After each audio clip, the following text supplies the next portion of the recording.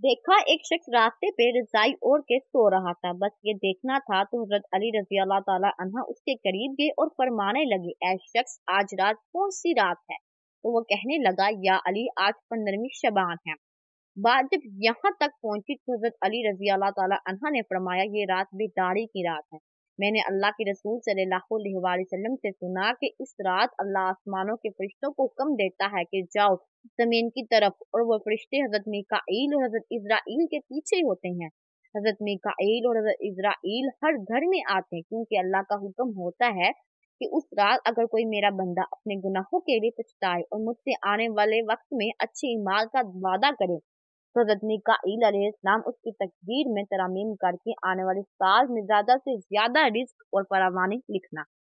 और अल्लाह का हजरत इजराइल अलैहिस्सलाम के लिए हुक्म होता है कि इजराइल हर घर जाके देख के आने वाले साल में जिस जिस घर में जो मरने वाला है उसे बता के बेदार हो के अपने अल्लाह की इबादत कर, क्योंकि बाकी उसकी जिंदगी में इतनी सांसें और इतनी धड़कनें मौजूद हैं।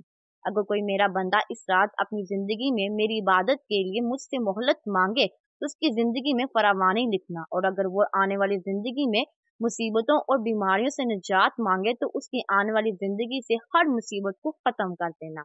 ऐसा शख्स, इस रात तुम्हारे परवरदिगार का हुक्म होता है कि ऐ फरिश्तों, जाओ हर घर में निगाह डालो, आज की रात किसी भी इंसान की कोई भी दुआ रद्द न होने पाए।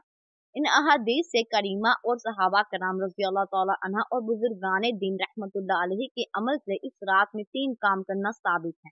नंबर 1, कब्रिस्तान जाकर मुर्दों के लिए इसाले सवाब और मगफरत की दुआ की जाए। लेकिन याद रहे कि नबी करीम सल्लल्लाहु अलैहि वसल्लम से सारी हयात मुबारका में सिर्फ एक मरतबा शब बरात में जन्नतुल बकी जाना साबित है।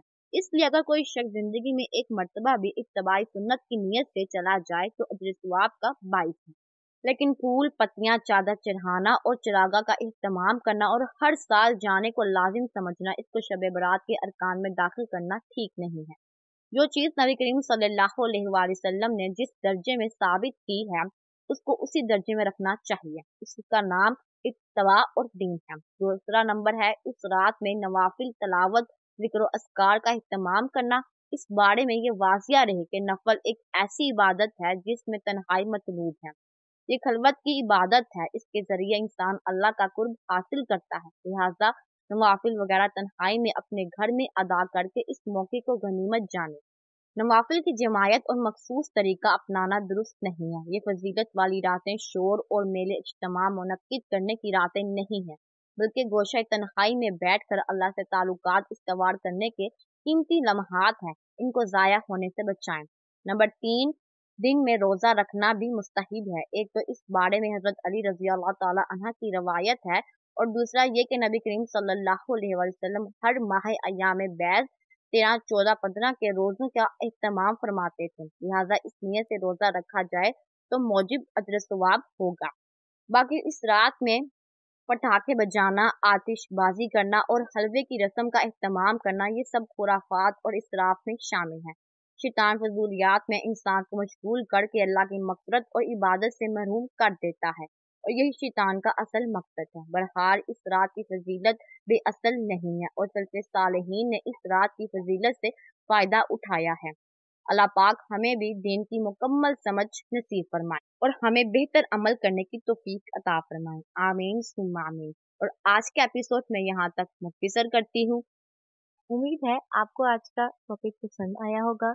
इसी तरह हमारे चैनल के साथ रहने के लिए आपका बहुत बहुत शुक्रिया। हमारे चैनल को सब्सक्राइब कीजिए, शेयर कीजिए, कमेंट कीजिए। जज़ाकल्लाह। खुदा हाफिज।